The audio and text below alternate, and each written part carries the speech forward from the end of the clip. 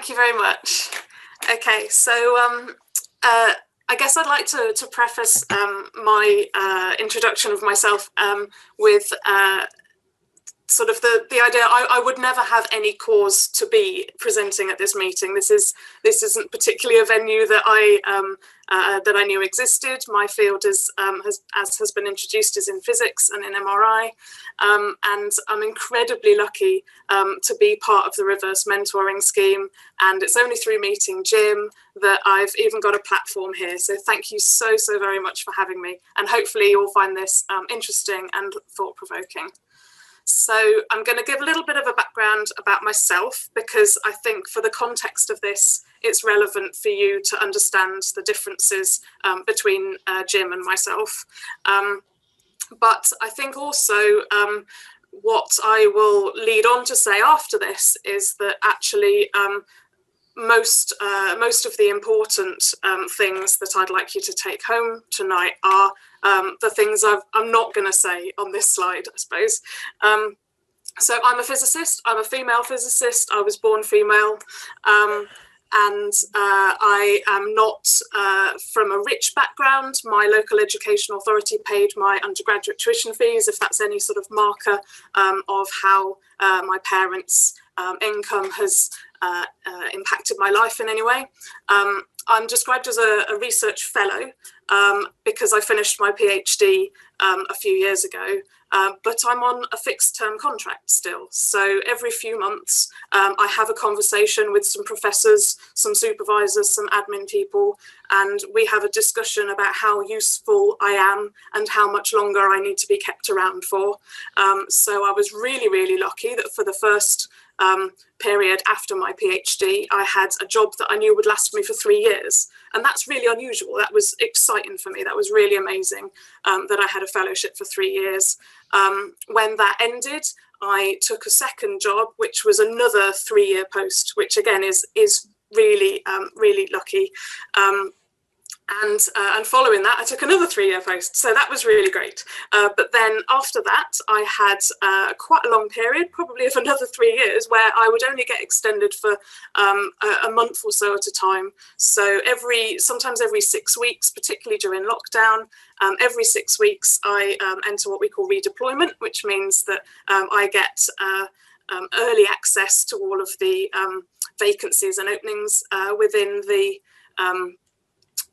the university, and I get to apply for anything that comes up that I think I might be qualified for before they get advertised externally. And that's a little bit stressful because I have a mortgage with my partner. I don't know how much longer I'll be able to contribute to the mortgage. I remember having a conversation a while back when I was thinking about renewing my phone contract, which is probably one of the most expensive things that I buy with my disposable income. And I was thinking, well, do I even really know that I'm going to need a phone for 2 years? Because I don't know if I'm going to be working in 6 months' time. So there is a level of stress that's associated with that. And then what can't you see? So that's literally all I've told you. You can see my ethnicity, but that's about everything that I've put on paper. And so what I would like just to do when we open the floor for discussion is to say that I would like to discuss the context of reverse mentoring in whatever set of characteristics you would like to discuss as well. So there's no sort of protected characteristic that's off the table. We can talk about non-binary gender, about sexuality, about race, whatever you would like to ask. I don't promise to have any answers, but I really think that discussion is incredibly useful and interesting to have. So this is a slide that Stacey Johnson, the professor at the University of Nottingham, who has really pioneered the reverse mentoring scheme. This is a slide that she all talks us through in our training for reverse mentoring. And I don't know if Jim also saw this slide when he had his mentee training, but she likes to talk us through these steps. And so we all we have an image of equality, and that is that everybody has access to the same set of resources, the same set of props, and probably then has the same set of restrictions, of things holding them back. And as you can see in this picture, just giving everybody the same props really doesn't help. There's someone who didn't really need it in the first place. There's someone who, through the national state aid programme, let's say this box is, has now managed to see over the fence, and there's someone for whom he definitely needs another box before he's going to appreciate any of the baseball match over the other side of the fence. We then move on to the idea of equity, whereby everybody can see by about the same amount, but everybody is receiving very different levels of resources. In reality, neither of these things are the case. You actually often have the people who need it least receiving the most support, and the people who need it most receiving the least support. But what we really want to move towards is an area where everybody just has access to the things that they need, where there are no barriers, where why does the fence need to be there? Why can't they just watch the baseball match? So then I'm going to move on to the idea of assumptions. So principally, assumptions exclude people. They're something that perhaps we've developed through evolution to be useful because we can draw on previous experience and make very quick assessments about a person or a situation. But in the multicultural society where we work, we're global. We really are global. I think there are people on this call from the opposite side of the earth where it's even daylight and possibly warm. Those assumptions end up excluding people, and they can often be because of their incompleteness. So, for example, conversations around making assumptions about an entire gender. So one of the examples that I often use is assuming that women are interested in fashion and assuming that men are interested in cars. There's a lot of women, sure, that are interested in fashion, and there's a lot of men that are interested in cars. But by assuming that that can actually be divided by gender, you're excluding a lot of people. Another one is assuming that men are trying to work out whether they would want to have sex with you or not. Why is that? Why is their gender specifically relevant to that thought process going on in your mind? And I like to illustrate this with a few more examples. So one that often comes up, particularly in my field, I'm a physicist, I have a PhD, and everyone assumes I'm male. Particularly, say I'm a reviewer on a paper, and they say, "Oh, thank you very much to the reviewer for pointing this out. I don't think he noticed such and such." Why would you assume that I'm male? Because I have a PhD and because I'm a physicist. But that's a really exclusive way of talking and of thinking. And another example is if you go to the bank and you're signing a load of paperwork for your mortgage, and the bank, up until fairly recently, a lot of banks used to have only male pronouns in all of their paperwork and say he, the recipient of this money, and all of those kind of terminology. And you're really, if you're like me, or a woman going into the bank, or a woman being a reviewer on a paper, that's really irritating. Now imagine that for another group of people who are excluded every time we use the pronouns he, she. There are people that don't associate with either of those pronouns, and so they will feel every time that they see that written down, they'll say, "Oh, that's not for me. That's not a bank I should be dealing with. Perhaps this isn't a paper that I should be reviewing for," because they only want people of the pronouns that they've put in all of their documentation.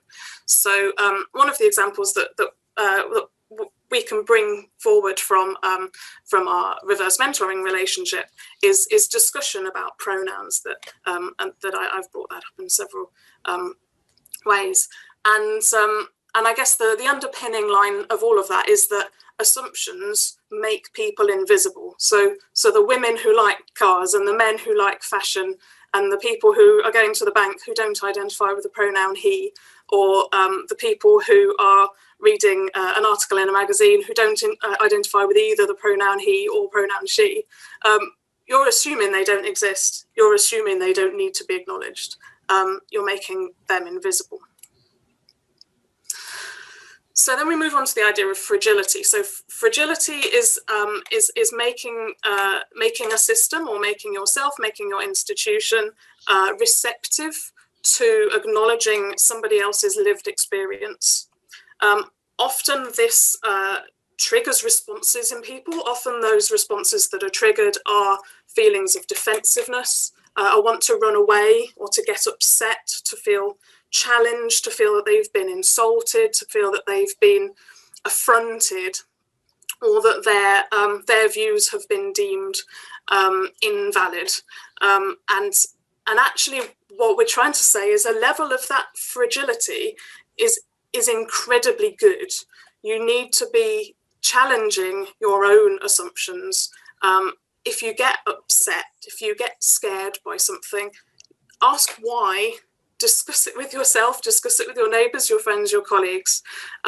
We all need to take on a bit of that fragility in order to improve our own interaction with people who are often excluded, who are often made invisible, and in order to achieve this idea of inclusion, it's about making people both socially accepted and making sure everybody is treated equally, ultimately. So why? I guess let's take a step back. Why do we want inclusion? Do we want inclusion? Is it a good idea? There's a moral case for inclusion, which I'm sure you could all think of, that it's about treating everybody equally. So surely by treating everybody equally with dignity and a fair share of resources, is that not just right? Is that not just a human thing to want to do? Is it not a humanitarian goal? But further than that, we're actually now developing quite a bank of research to show that there's a business case for inclusion. And diverse organisations have been shown to have good profits, and they've looked at the specific impact of strategies to improve inclusion and inclusivity within organisations and institutions and cultures, and it has been shown to be financially beneficial. So I'm not going to delve in hugely into that. There's one link to a review which I think I sent Sue earlier. But just to put it out there, that there has been this research and it has been shown to be advantageous. So reverse mentoring potentially is a way that we could start to address this want for inclusion, basically. And there's lots of pedagogical models, lots of teaching theory, and it has been devised by theorists of teaching and of psychology. But just to very briefly sum it all up, because I want to move on to some different discussions. Reverse mentoring is when a worker in a senior position is mentored by someone in a more junior position than themselves. That is the most basic definition of it. But to elaborate on that term more junior, I would like to say it's less perceived power. So often people who are in a position of great perceived power don't have as much power as you think they do, and often people who are in a position of much less perceived power might not be as powerless as you think they are, but they have in some way or another, through characteristics protected or otherwise, they have a disadvantage compared to the person that they are mentoring. So I, as the mentor, am a more junior member of staff. I'm from an underrepresented group in science. Women are an underrepresented group in science. And to a certain degree, we're marginalised because there are more of us on short-term, fixed-term contracts, and that men have a slightly more dominant status within science. So that's how the scheme came about and why we were paired up. So why reverse mentoring? Why has it been chosen? So I mentioned Stacey Johnson. She's a professor in nursing at the University of Nottingham.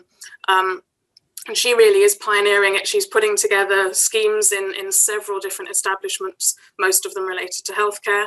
And she's been promoting not just the knowledge of it, but improving practice and trying to work towards a way that we can really capture the impact of it.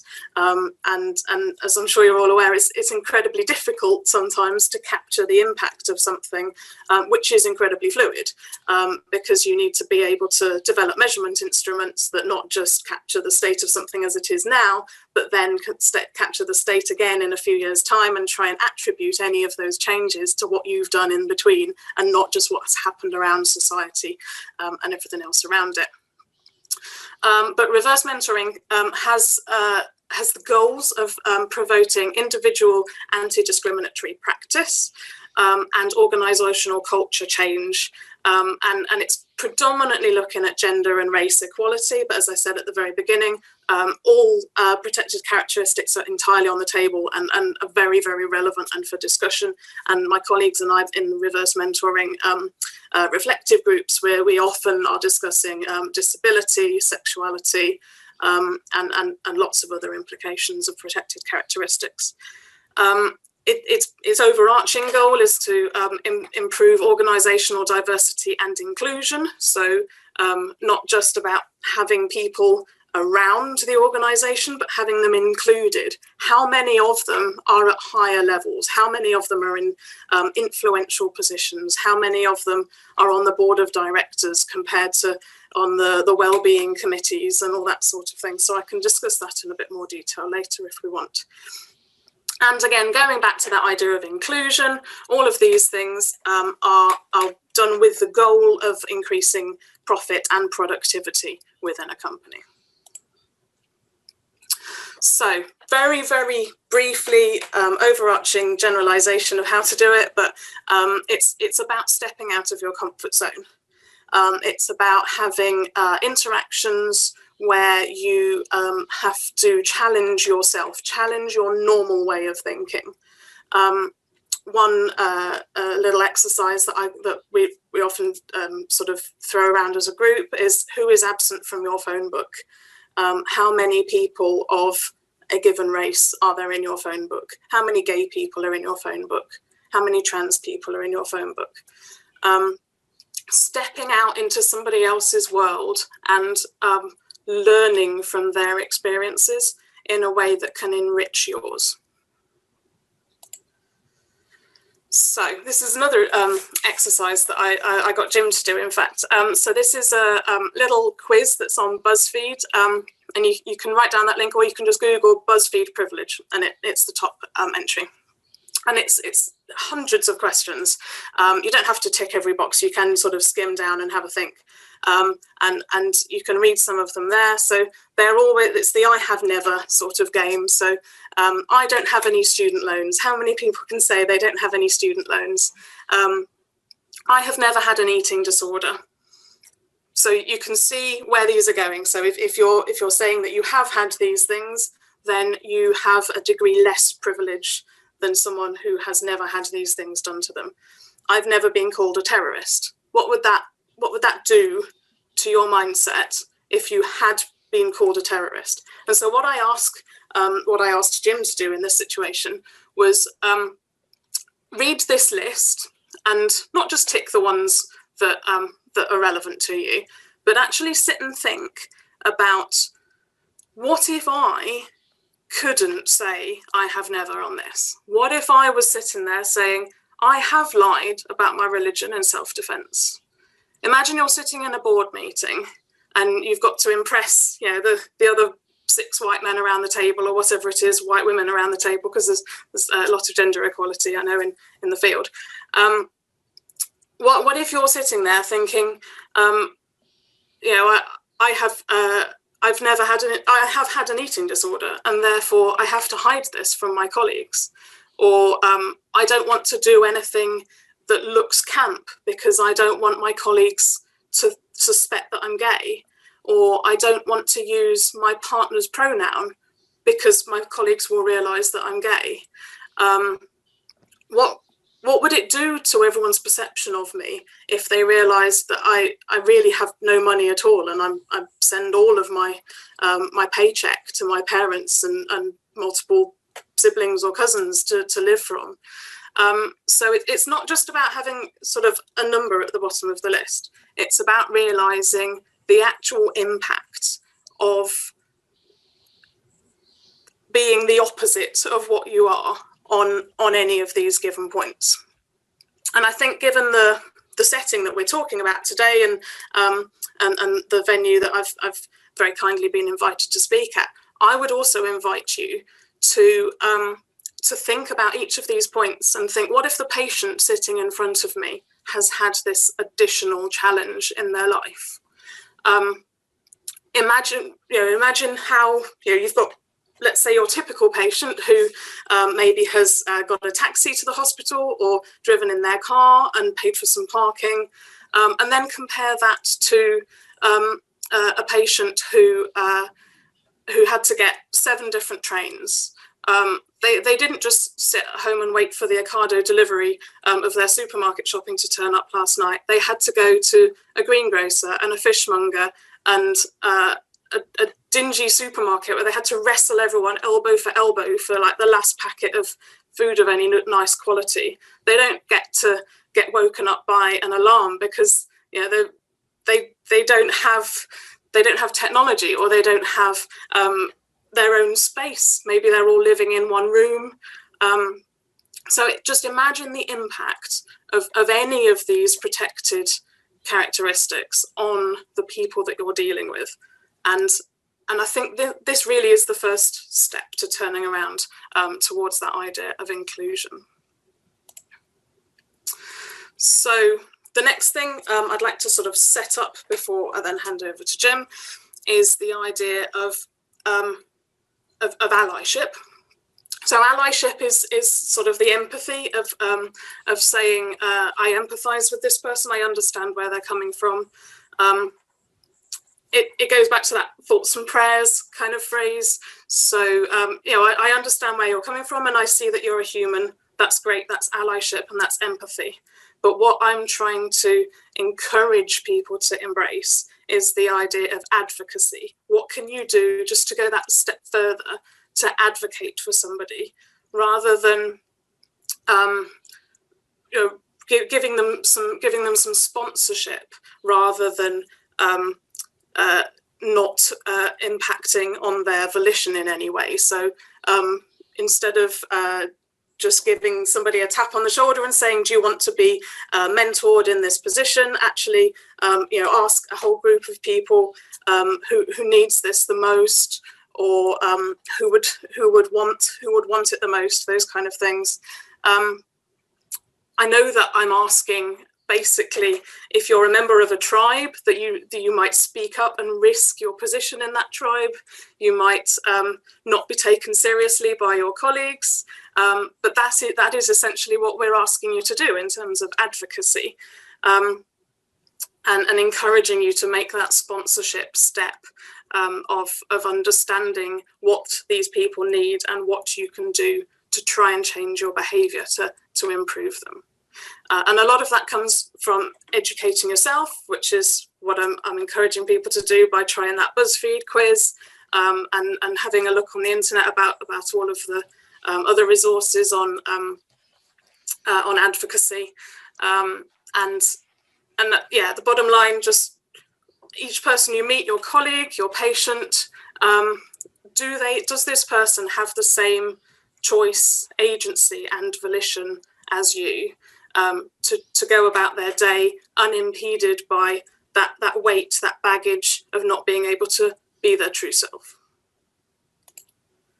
So that's my email address if you want to have any more conversation. That also tells me that the next slide is Jim's, so I shall click right on. Okay, shall I come straight in, Sue? Well, I guess you could. I would do this introduction. But I mean, people know about you, Jim, and all I would say is right tomato at this point. Yes, mention right tomato. Get me a few hits, everybody. That's it. Like. I shall let the lovely Jim introduce himself, because it just seems right at this point. Right. Thank you, Jim. I've only got 2 slides, and I'm just going to say a few words about my experience of being mentored by Rebecca. And I'm going to start in the same sort of way as Rebecca did, by telling you a bit about me. And here I am. I'm actually extremely privileged. I'm a white male senior consultant, senior academic, and I'm a very traditional sort of person, at least in my public life. I'm married to my first wife, and she's a homemaker, and I've got 3 children, 4 grandchildren, and I'm very well paid. Trust me, I do all right. And Rebecca made me, or didn't make me, asked me, suggested that I should do the Buzzfeed questionnaire.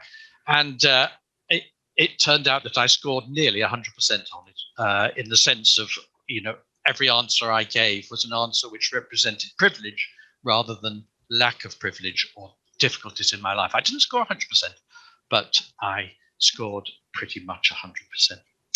And I confess that I was a bit skeptical about this whole thing when I first heard about it. It was about a year ago that the Vice Chancellor in Nottingham sent an email round to everybody, I think, saying we're setting up this reverse mentoring scheme and we're looking for volunteers to be the mentors, and Rebecca obviously signed up to that, and they're looking for volunteers to be the mentees, and they were looking for some senior academics, and silence was the stern reply.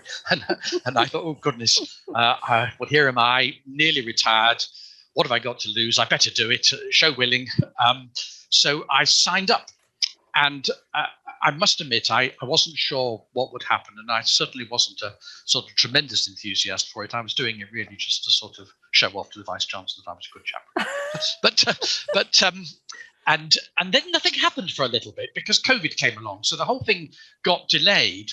And actually, we didn't start, me and Rebecca, until June. So first thing that happened was COVID, and the second thing that happened was Black Lives Matter. And I must admit that had a big influence on me. I used to think that I wasn't a racist. And in fact, if anyone had said, Jim, you're a racist, I would have been shocked and upset at the accusation. I'm not a racist. I am white, but I'm not a racist. I don't treat black people differently. But Black Lives Matter and some of the programs on the television, the BBC around that time, and one particular one, which was a review of the Stephen Lawrence affair, made a big impression on me. I think it probably was about May time, in the middle of lockdown. And again, the program explained what had happened to Stephen Lawrence. And I remember, I'm old enough to remember both the events when Stephen Lawrence was murdered. And I can't really remember very well, but I think I'm pretty certain that I watched the news and thought, well, black kid probably hooked on drugs, I didn't sort of take it very seriously. And I'm embarrassed to say that even 10 years later, it was about 10 years ago, wasn't it, when the Macpherson inquiry came out, and they looked at the Stephen Lawrence case and said that the police in London were institutionally racist. And again, I remember thinking, are they really? Surely the police are good chaps. There must have been a bit more to this than meets the eye. And of course, knowing what I know now about Black Lives Matter and just having been made more aware, Stephen Lawrence was a completely, he was just a kid murdered. If he'd been a white kid, my attitude would have been quite different. And it brought me up short to realize that there was quite a bit of racism left in my bones. I thought it had gone, but it was there. So can I have my next slide, Rebecca? So I'm going to talk about what I've learned. And actually, I've mentioned the Black Lives Matter. I'm not going to say any more about that because I think I learned that without Rebecca's help. That was there before I started, although this whole exercise has made me not just think about it, but talk about it. And I have talked about it with friends and a few colleagues, and I think that's been useful. I hope it has a little bit. Rebecca reminded me, Rebecca, when we started in our first few sessions, we did talk about transgender people and transgender people in obstetrics and maternity. And I confess that my attitude was, oh my goodness, this is rather small print. I think I probably used the expression, a first world problem. Why really is this an issue? But as we talked, I realized, and I don't think Rebecca quite reminded me, but she managed to sort of make me remember an early experience when I was first came to Nottingham. I came to Nottingham about 20 years ago as a professor of obs and gynae, and I'd previously been working in Leeds. And I arrived in the new department, sorry, an old department, but I was the new professor, and I had all sorts of great ideas about what I was going to do. And one of them was, I thought, here I am with a department. I'm going to make my department a little bit gay friendly. I'm going to put up a few posters that indicate that I'm not homophobic, and I'm going to, just, a rainbow sign or something like that on the door. That would be a good thing to do, wouldn't it? And I thought about it, but I didn't do it. And I just didn't do it, not because I was frightened of doing it or felt it would be a bad thing. I just forgot to do it. I was a new professor and there were 1,000 other things on my plate, and I forgot about it. And I realized through this exercise that I'm in a very similar position now with regard to transgender colleagues. I'm in a very secure position. I'm very senior. I'm incredibly privileged, and it costs me nothing to put on the footer of my email or on my Twitter handle the pronoun he, him, which just signals to people that I'm aware of the issue and that I'm someone who, if they want to, can come and talk to me about it. And I agonized a bit about it, and Rebecca will remember, because I thought, I can't do that. I mean, goodness me, people know Jim. He's not, he's a bit of an old-fashioned guy. If they suddenly see he, him on Jim's footer, they'll say, what's come over him? And I didn't mind that, but I was worried that people would think I was virtue signaling, trying to show off how woke I was, and I didn't want to do it, anyway. But while I was thinking about it, I came across a rather nice article by someone who was talking about exactly that issue. And he was, I think it was a man, but he was a very privileged person, a bit like me. And he said, goodness me, Jim, it costs you nothing to do that. What's the worst that'll happen is someone will say, what are you thinking of, Jim? And it might be helpful to someone. So do it. So I have done it. And this guy didn't fall in. And for quite a long time, nothing happened at all, except one gay colleague wrote to me and said, Jim, what are you on? But apart from that, the silence was the stern reply. But over the I suppose it's nearly 4 months since I did it, it's provoked quite a few interesting conversations, and I hope it's been a small contribution to helping in this area. And I'm happy to go over to questions now. Okay.